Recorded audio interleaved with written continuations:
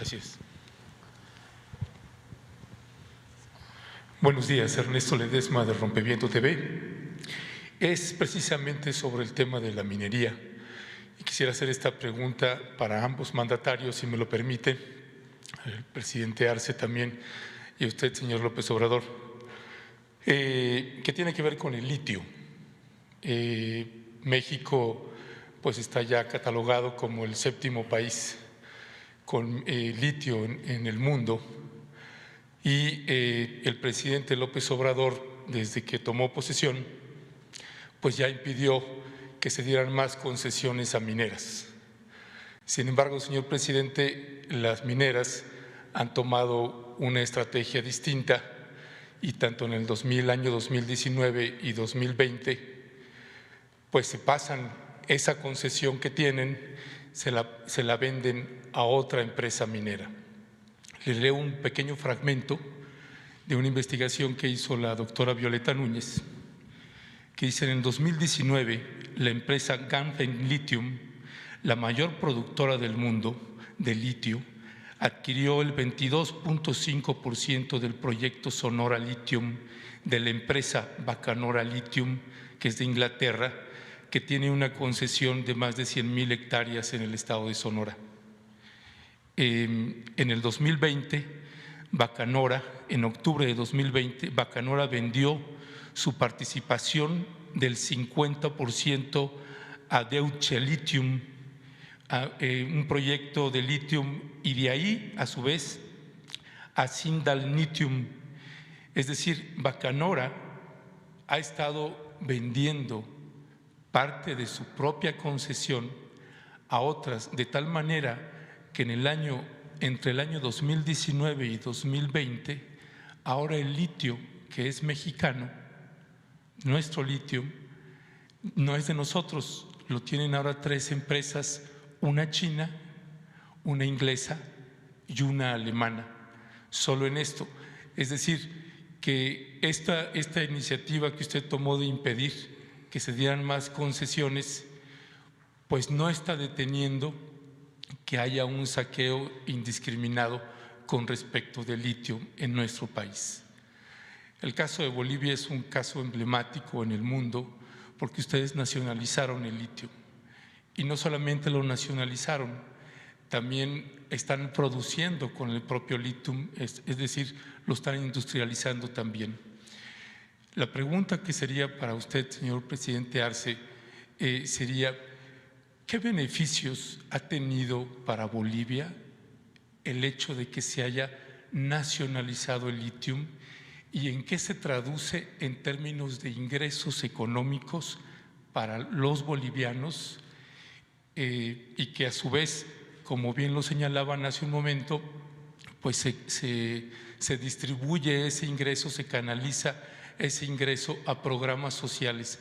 Para tener una dimensión, y particularmente para los mexicanos y particularmente para las empresas que se oponen a esto y que luego le hacen una guerra ahí al gobierno del presidente López Obrador, ¿cómo se benefició el hecho de haber nacionalizado el litio? ¿Cuál es la dimensión de eso para tener un espejeo en lo que toca a nuestro país? ¿Y cuál sería su valoración de esta estrategia que ahora manejan las empresas, que aunque no haya concesión, ellos la están concesionando? Luis. Gracias, presidente. Bueno, en realidad fue justamente uno de los objetivos del golpe de Estado. Bolivia estaba avanzando, como bien lo mencionaba el periodista, en la industrialización. Teníamos ya un acuerdo muy avanzado con una empresa alemana que para Bolivia, que entraba como socio mayoritario en esta empresa, íbamos a beneficiarnos de la planta, la tecnología y todo ello en Bolivia para producir y exportar baterías de litio desde Bolivia. Hasta ahí nosotros habíamos avanzado en la minería. Nosotros estábamos ya en la separación del cloruro de potasio, el carbonato de litio, ya lo estábamos produciendo. Es más, en el departamento de Cochabamba ya había una empresa que estaba produciendo vehículos con batería hecha en Bolivia. aunque evidentemente la producción era bastante pequeña, pero ya era prometedora. Con litio boliviano teníamos nuestros propios vehículos que circulaban en ese departamento. Y cuando estábamos por suscribir justamente el contrato con esta empresa alemana para que venga a Bolivia en definitiva y pueda construir la planta y empezar a producir baterías de litio, viene el golpe de Estado, que justamente uno de los pilares fue generar en el departamento Potosí, donde está la mayor reserva de litio que tenemos en el Salar de Uyuni, generar condiciones de protesta por supuestamente muy pocas regalías, que muy largo el contrato, el plazo del contrato con Alemania. Empezaron justo a pocas semanas de llevarse las elecciones del año 2019. El Gobierno Nacional, para evitar cualquier conmoción preelectoral, paralizó el proyecto, que después, paradójicamente, retomaba el gobierno de facto, y habían declaraciones del candidato a la vicepresidencia, Samuel Doria Medina, que mencionaba sería muy interesante que la empresa Tesla pudiera venir a Bolivia a industrializar el litio, ya lo mencionaba. Y a las pocas semanas también se conocía en las redes sociales una declaración de un alto ejecutivo de Tesla que decía que ellos van a hacer golpe de Estado allá donde sea necesario.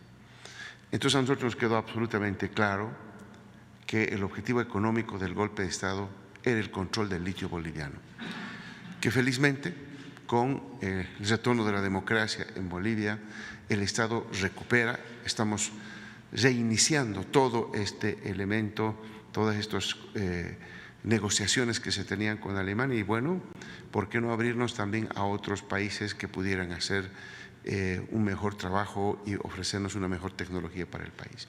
Lo cierto que hasta donde hemos podido avanzar, estamos produciendo y exportando en realidad cloruro de potasio, y estamos en la producción de baterías de litio a muy pequeña escala para una fábrica de vehículos nuestro en Bolivia. Por lo tanto, para nosotros el control de los recursos naturales es un tema estratégico. La historia de Bolivia, como decía Marcelo Quiroga Santa Cruz, un gran pensador político boliviano, decía que la historia de Bolivia se traduce en la historia del saqueo de nuestros recursos naturales. Y justamente nuestro modelo ha puesto fin a ese saqueo de nuestros recursos naturales, y el Estado es el que lo hace y se beneficia a toda la población a través de estos mecanismos de redistribución del ingreso. Nosotros estamos analizando la posibilidad de tener una mayor participación en lo de la explotación del litio. Vamos a seguir revisando la importancia para nuestra economía de explotar este recurso natural. En el caso de las concesiones, se dieron tantas en el periodo neoliberal que sí cuesta trabajo regular todo lo que significa el comercio, la venta de estas mismas concesiones, porque en sentido estricto se entregaron estas concesiones en demasía, no para producir ni oro, ni plata, ni cobre, ni litio, sino fundamentalmente, aunque parezca increíble, para especular en el mercado financiero.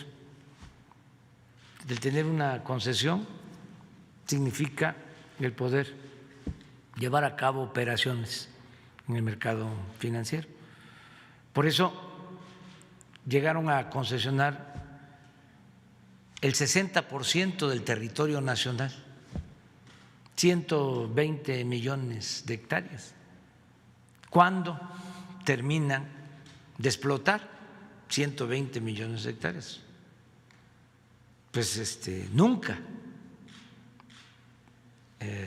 Lo cierto es que se entregaron las concesiones con otro propósito. Son muy pocas las concesiones que se están trabajando, donde hay inversión. Es un poco lo que sucedió también con la reforma energética.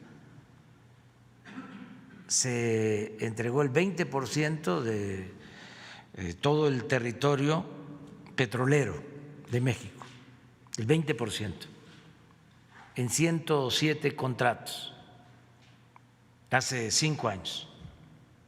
Y se suponía que con esa entrega, con esa privatización, iba a llegar mucha inversión extranjera y se iba a producir más petróleo. Se hablaba de que íbamos a estar produciendo para estos tiempos 3 millones de barriles diarios. ¿Cuál fue la realidad? No llegó la inversión extranjera y no llega ni a 20,000 barriles diarios lo que producen las empresas que tienen esas concesiones. ¿Por qué no las cancelamos? Porque no queremos tener problema. Además, como dejaron el 80% del territorio donde hay petróleo y estamos rehabilitando, modernizando, limpiando a Pemex,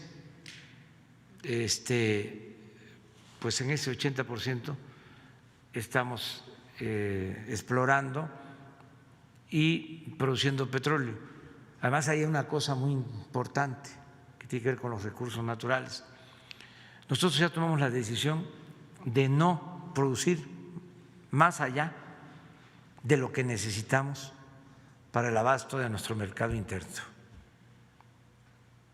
O sea, vamos a cuidar este recurso que no es renovable. Vamos a conservarlo y a dejar la herencia a las nuevas generaciones, porque no es solo de nuestra generación, es de las que vienen. Entonces, no vamos a sobreexplotar. Se llegó a producir en 2004, 2003, 2004, 3.400.000 barriles diarios de petróleo. Ahorita estamos a la mitad. Lo que vamos a extraer de petróleo va a ser la mitad aproximadamente de lo que se extrajo durante el sexenio de Fox. Y esto tiene que ver con la protección del medio ambiente.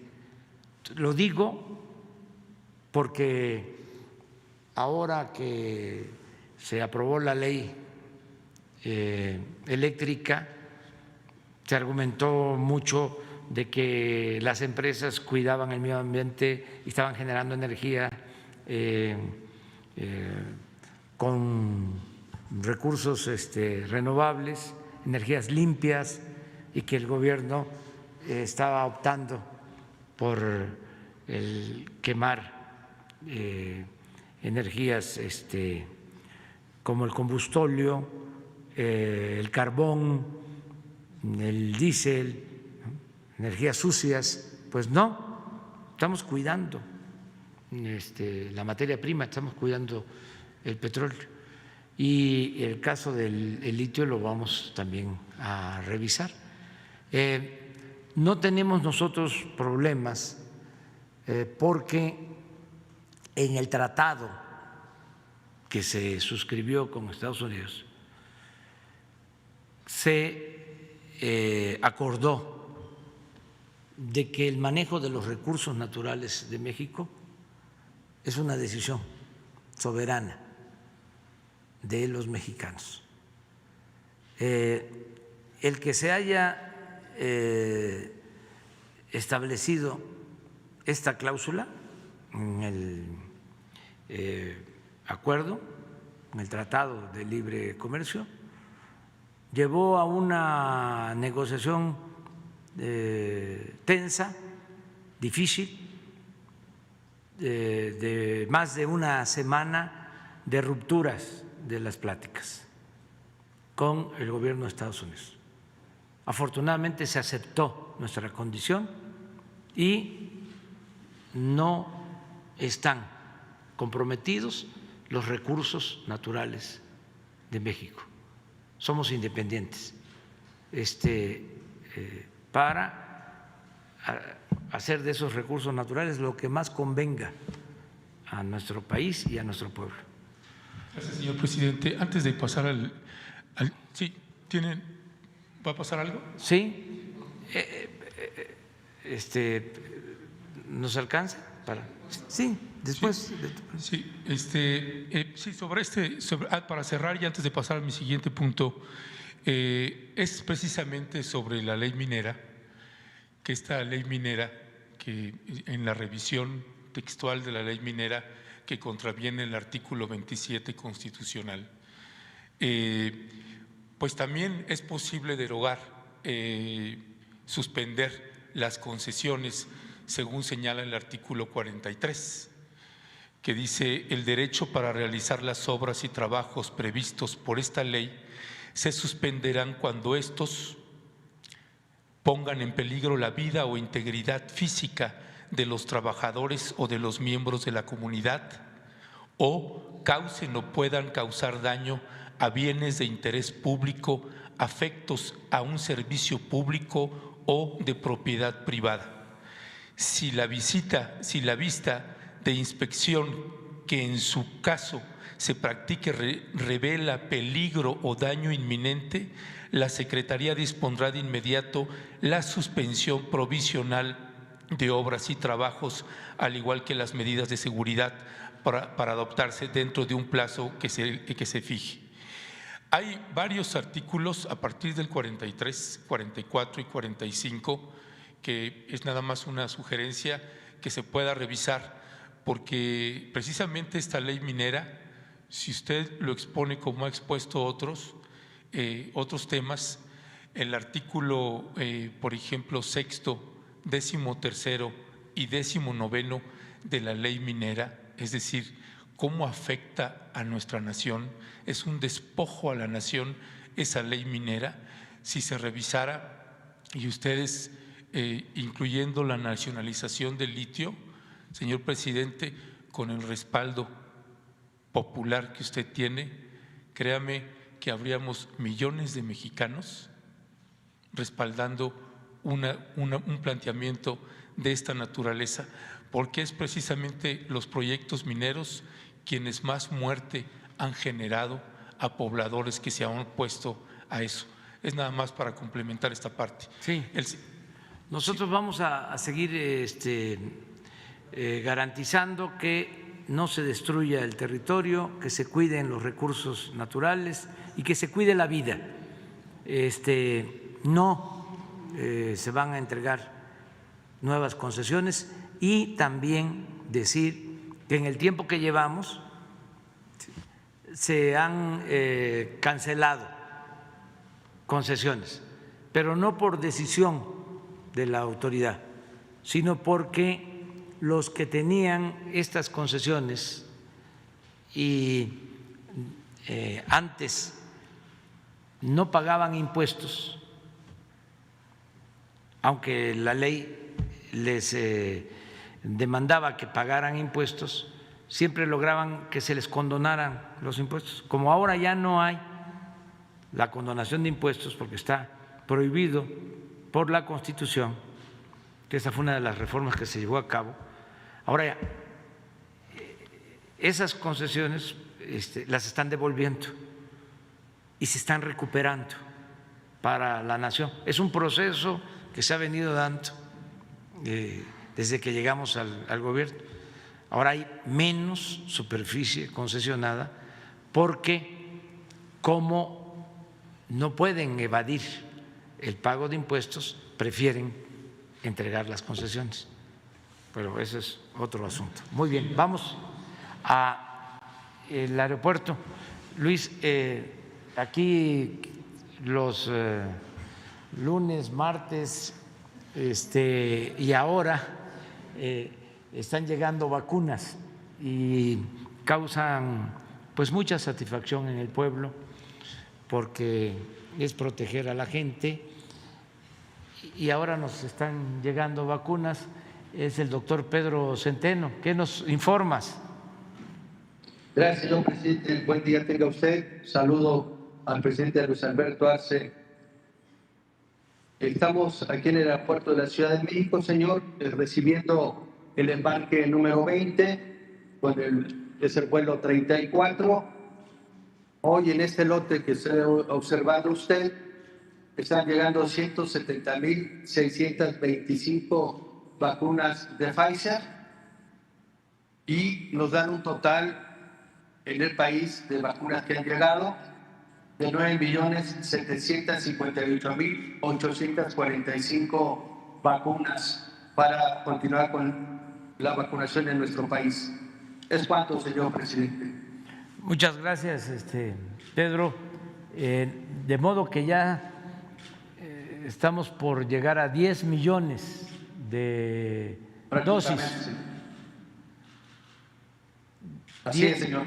Prácticamente mañana llega 1 millón de Sinovac y con eso estaremos rebasando los 10 millones, señor presidente. Muchas gracias, Pedro. Muchas gracias. A la orden, señor. Buen día. Esto es muy importante, el que sigan llegando las vacunas. Para información de Luis, nuestro invitado especial, presidente de Bolivia, hemos logrado buenos acuerdos con las farmacéuticas. Esta farmacéutica Pfizer ha cumplido con los compromisos, el contrato que suscribimos con ellos, se han portado bien.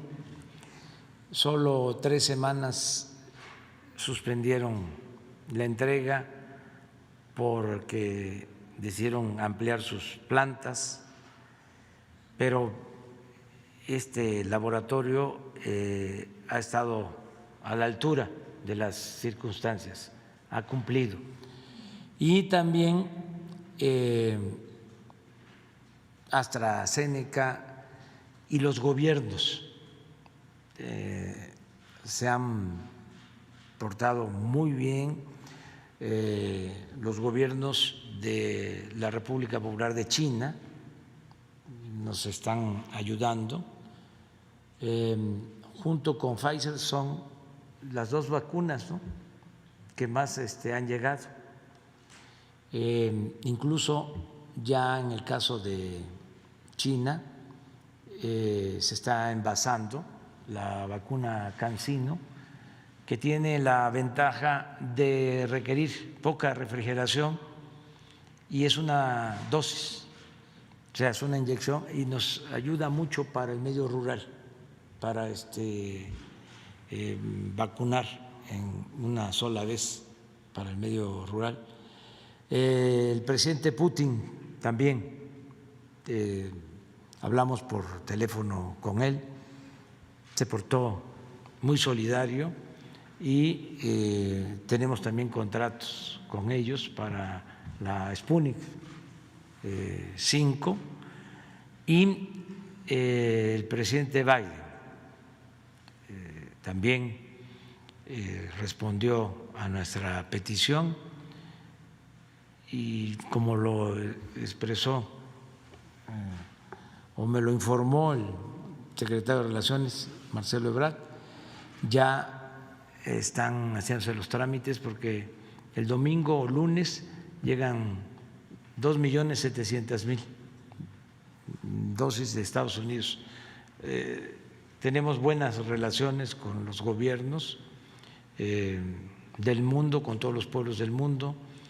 Esa es la política exterior de México, sustentada en el artículo 89 de nuestra Constitución, que establecen los principios de no intervención, de autodeterminación de los pueblos, solución pacífica de las controversias, y vamos muy bien en nuestras relaciones internacionales. Pero en este caso es muy especial, repito, que estén ustedes aquí. O sea, se puede decir religiosamente que fue un milagro, se puede decir en lenguaje laico, que se trató de una hazaña del pueblo de Bolivia. Que estén ustedes aquí, presidente. Me decía Luis de que ya tenía el salvoconducto y no podía salir, lo que ya explicó, y estuvo a punto de no salir. Imagínense lo que hubiese sucedido.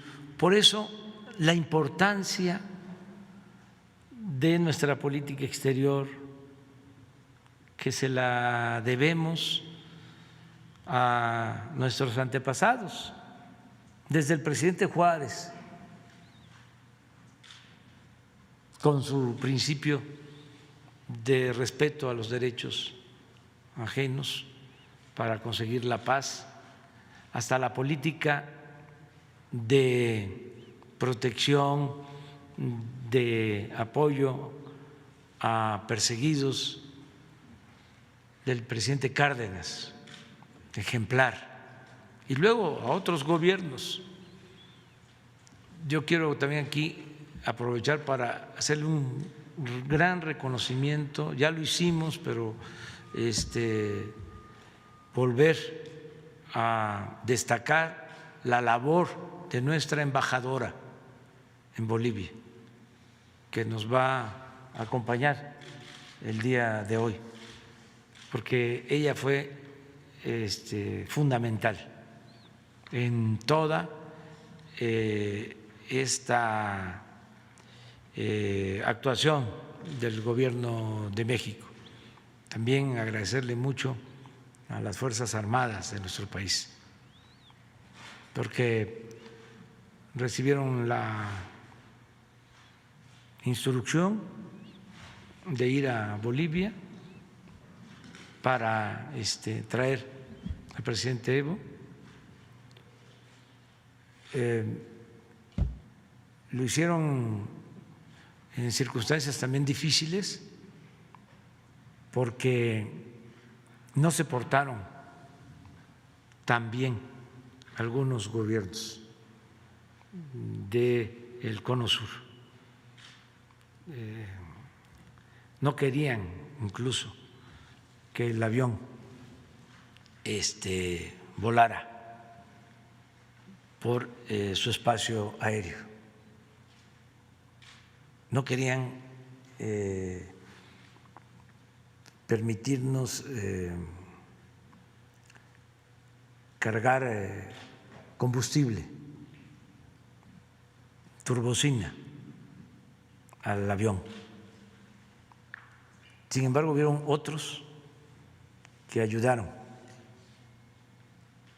Me gustaría que hiciera memoria Marcelo. Además ya no están esos gobernantes. Sí, señor presidente. Sí, bueno, fue todo un periplo, como ustedes recordarán, en situaciones muy difíciles, muy adversas. Apenas se pudo salir en tiempo. Nos demoramos para poder salir, o sea, demoraron los compañeros, porque de ida el avión había bajado en Lima, recargó combustible, fue a Bolivia, y de regreso ya no nos dieron autorización. y no estaba previsto. Entonces,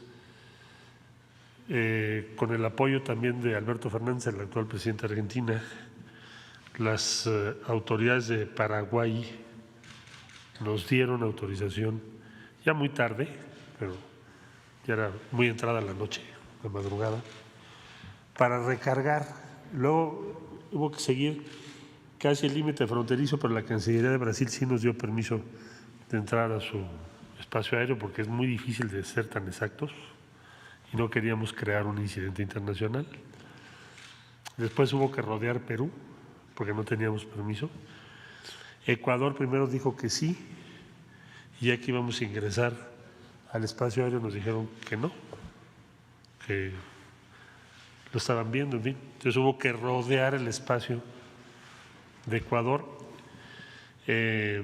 Gracias a la habilidad de nuestro comandante de las Fuerzas Aéreas, por instrucciones del señor secretario de la Defensa Nacional, quien estaba al mando, que es quien dirige las Fuerzas Aéreas Mexicanas, pudo sortear todo esto que acabo de describir, que se oye fácil, pero es muy complejo, porque te modifican el plan de vuelo y por lo tanto la disponibilidad de combustible y se vuelve incierto el vuelo. Bueno, pues lo sorteó muy bien con el apoyo. Paraguay fue clave porque si no hubiésemos tenido su autorización ya en la madrugada para llegar al aeropuerto y recargar, no íbamos a poder sacar a Evo y a sus acompañantes del punto en el que estaban.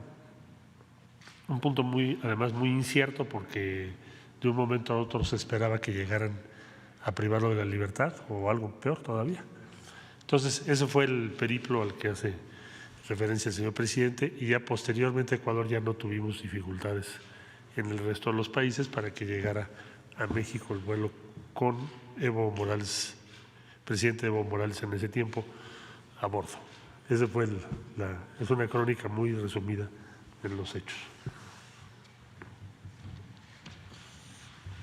Sí, el segundo tema tiene que ver con el poblado de Ayutla, Oaxaca, presidente. Tiene 3 años, más de 3 años y medio sin agua. Es un tema que incluso en agosto de 2019, cuando usted pasó por ahí, se abordó y el gobernador Murat dijo que en 2 días se resolvería el problema del agua. Se habló de un pozo que se les iba a dar para todo el poblado, pues evidentemente el poblado sigue sin agua, teniendo un manantial ahí. Se dice fácil, pero de pronto se normaliza. Es un pueblo indígena, 100% indígena, y se normaliza que pueblos indígenas puedan aguantar así sin agua. Ha pasado toda la pandemia sin agua y hasta el día de hoy siguen sin agua. Cuando han protestado, cuando estaba el fiscal anterior de Oaxaca, se les hacía campaña en redes, se les llamaba indígenas fifís por estar exigiendo el agua. Ahí en la protesta hubo 4 mujeres indígenas que fueron secuestradas y torturadas. Ni voy a decir de qué va ahí, pues no. Pero es un caso emblemático y tremendo. Y el gobernador Murat pues nada más dice, y simple y llanamente es un poblado que teniendo un manantial ahí, que como decía el gobernador Murat, es un manantial muy grande, capaz de abastecer de agua a todo Oaxaca, pues para ese pueblo indígena no hay agua y para esas mujeres que protestaron no hay justicia. ¿Qué tendría que pasar, presidente? ¿Cómo podría ser? Porque si usted tomara la decisión, ese pueblo podría tener agua. Y es el planteamiento en concreto sobre ese tema. Pues fíjate que yo tengo otros datos. También en esto, miren, para contextualizar, ¿sí? Porque tú planteas, es un pueblo, Ayutla, que no tiene agua, ¿sí? Y pones en el otro lado del otro lado al gobierno. Pero lo que se tiene que decir es que es un problema entre dos comunidades. ¿Sí? O sea, que existe un manantial en efecto y que es un problema entre las dos comunidades indígenas, ¿sí? O sea, igual. ¿Sí? O sea, no es la comunidad y el gobierno, es un asunto incluso no solo por el agua, sino por las tierras, como hay muchísimos conflictos en Oaxaca, en Chiapas, en todos lados, entre las mismas comunidades. Entonces, el gobernador Murat ha estado allá buscando la conciliación para llegar a un acuerdo. Sin embargo, no se ha podido que todos en la comunidad de Ayutla acepten las condiciones para el acuerdo. Vamos de todas maneras a pedirle al gobernador Murat que nos informe, porque no es un asunto, repito, que no hiciste mención a que es una confrontación entre comunidades por el agua y por la tierra. Sí, pero sí conozco el caso. Sí. Y el punto es que el gobernador Murat ha ido en 2 ocasiones a inaugurar el pozo. Sí. Y siguen sin agua. Y con respecto de lo del conflicto, usted maneja, está haciendo el mismo trato con el caso de Chiapas, con el caso de Aldama, y lo está homologando con este. Y acá, en esos 2 casos de Ayutla y el de Aldama, se repite el mismo planteamiento. Hay un grupo paramilitar, un grupo armado, y el punto fundamental en este caso de Ayutla es cómo garantizar que tenga agua, sí, porque un poblado completo no tiene agua. Y si usted me dice, bueno, pues es que es un conflicto intercomunitario, pues hay un grupo armado y el otro poblado no está armado, no hay confrontación, simple y llanamente detienen el agua. El punto es, ¿entonces se van a quedar sin agua en Ayutla? No, hay que buscar la solución, pero no es un asunto maniqueo. Exacto. O sea, de buenos y de malos. No, o sea, no. Es un conflicto entre 2 comunidades que hay que buscar un acuerdo, ¿sí? Porque los otros no son malos, ¿sí? Tienen sus razones y hay que escuchar a todos. Estamos hablando, ¿sí?, de comunidades pobres, ¿sí? Ahí no hay caciques o oligarcas, ¿sí? No existen, son comunidades que tienen las mismas características en lo económico, en lo social, ¿sí? Entonces, tenemos que buscar siempre la conciliación, ¿sí? Siempre la conciliación entre ellos.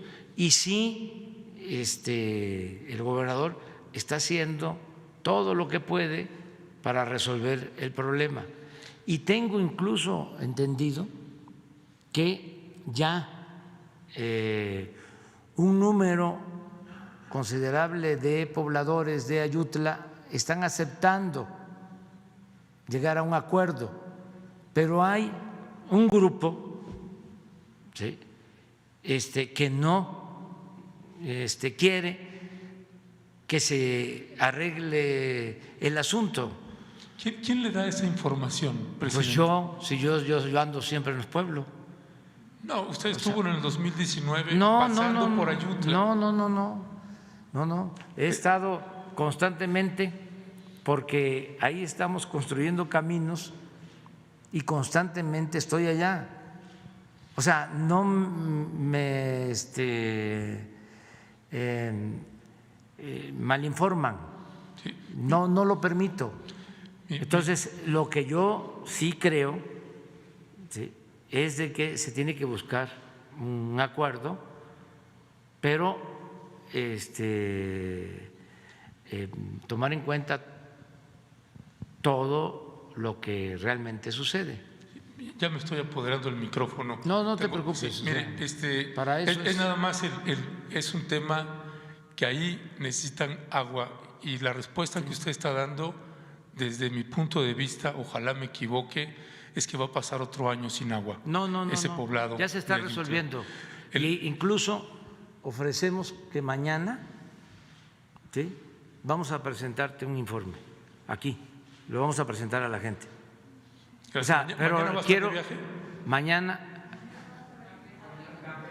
en Campeche, ¿Pasa? y no en Campeche, porque hoy mismo, ¿sí?, le vamos a pedir un informe, no solo al gobernador, sino al presidente municipal de Ayutla. ¿Podría ser el viernes aquí? Mejor para que yo pueda estar. Sí, ¿Sí? sí, pero nada más es el informe. Sí. Sí, de Es acuerdo. factible, muchas Sí. gracias. El tercer tema, presidente, es el caso de ejecución extrajudicial.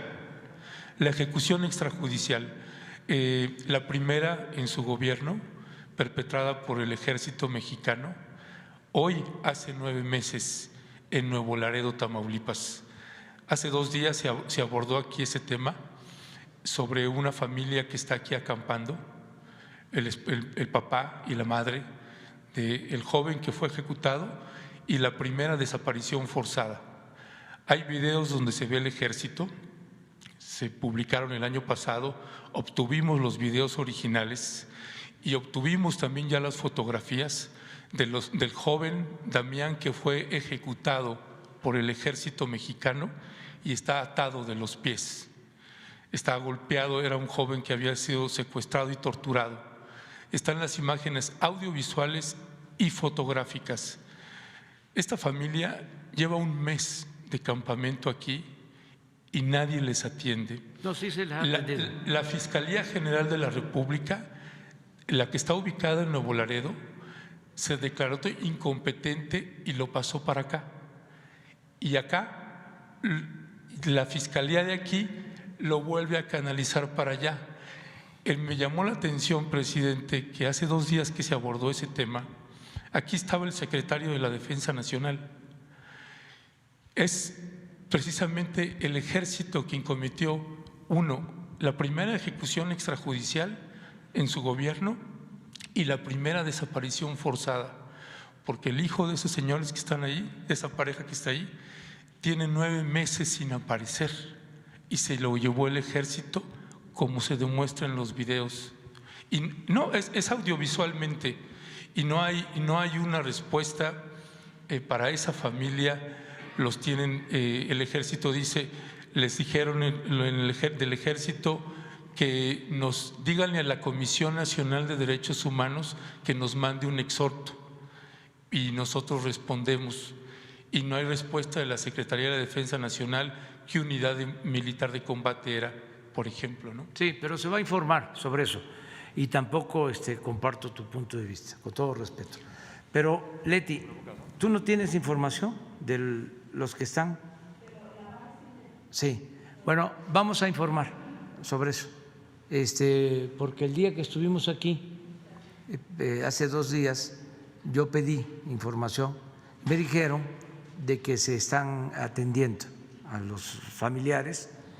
Tengo otra información. Lo único que quiero que quede claro es de que nosotros no permitimos la represión, no somos iguales, ¿sí?, a los gobiernos anteriores.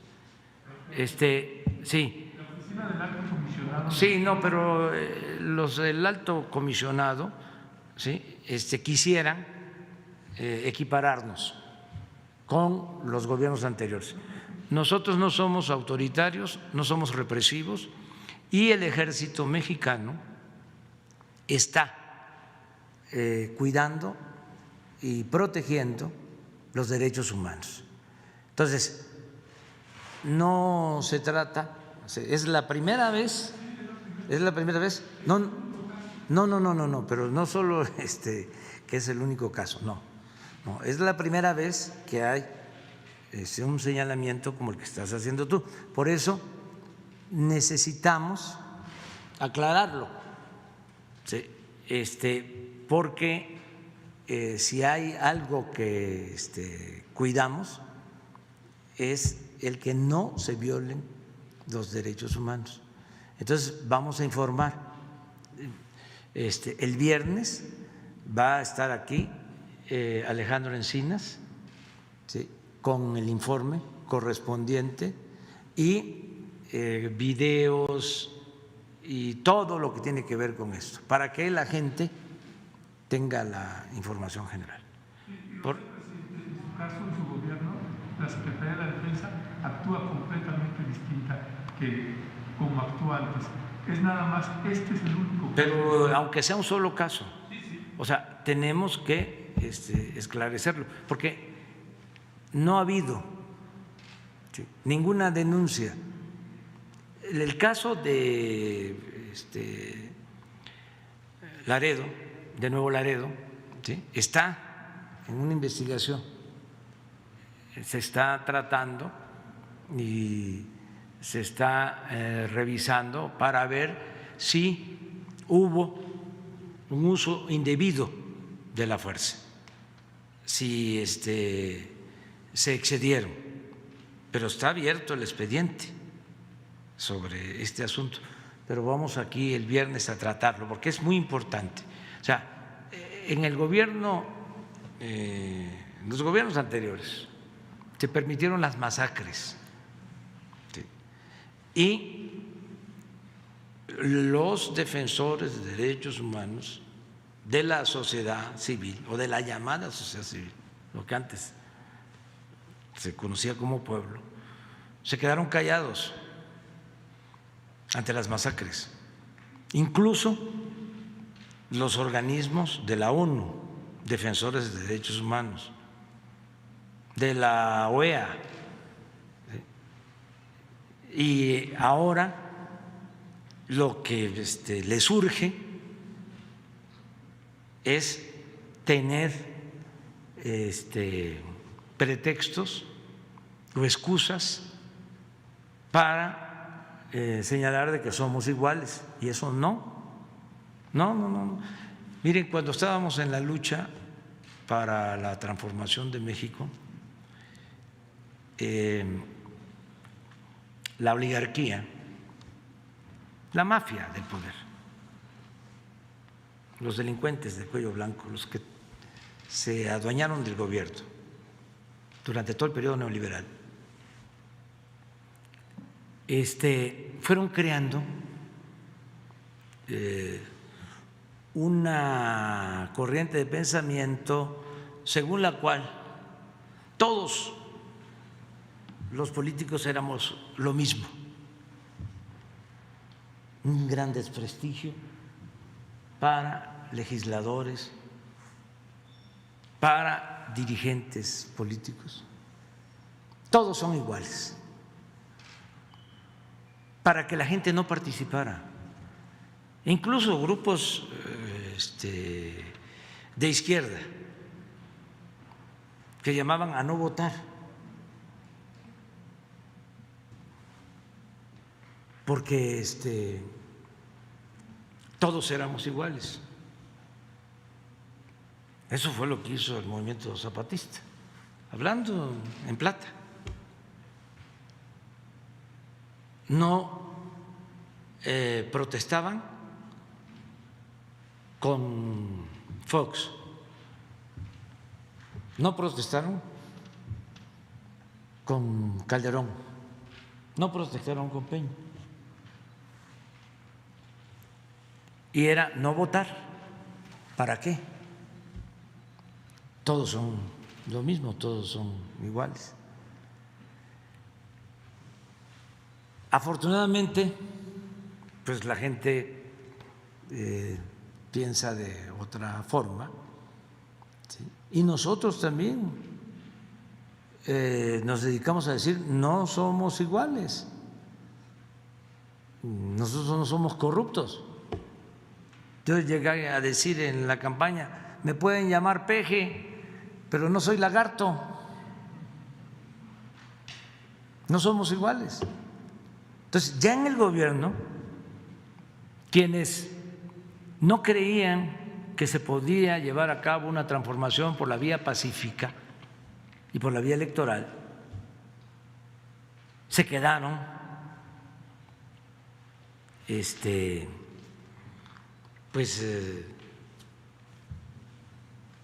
ofendidos porque se apostaba de que desde el flanco izquierdo, que solo por la vía armada se podía llevar a cabo la transformación. Y nosotros dijimos, no, se puede por la vía pacífica, creando conciencia en la gente. Es más,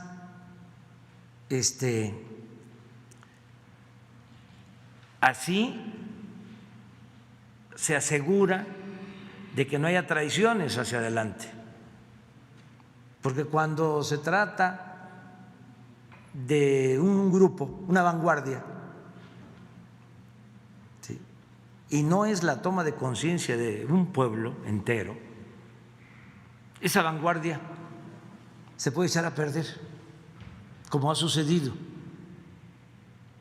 en países donde incluso han habido movimientos armados, guerrillas, y han tomado el gobierno y han llegado y han hecho malas cosas y han generado una gran decepción en el pueblo, después de muchos sacrificios y de pérdida de vidas humanas. Nosotros apostamos a la vía pacífica y a llevar a cabo una revolución de las conciencias, y esto se logró. Entonces, quienes no pensaban de esa manera, que creían de que era posible otra vía, eso de buena fe, porque también había mucha manipulación, un poco lo que aquí mencionó Luis, que nosotros lo enfrentamos. Cuando se busca un acuerdo que es importante para la nación, de repente surgen organizaciones no gubernamentales, aparentemente independientes de la llamada sociedad civil, a oponerse,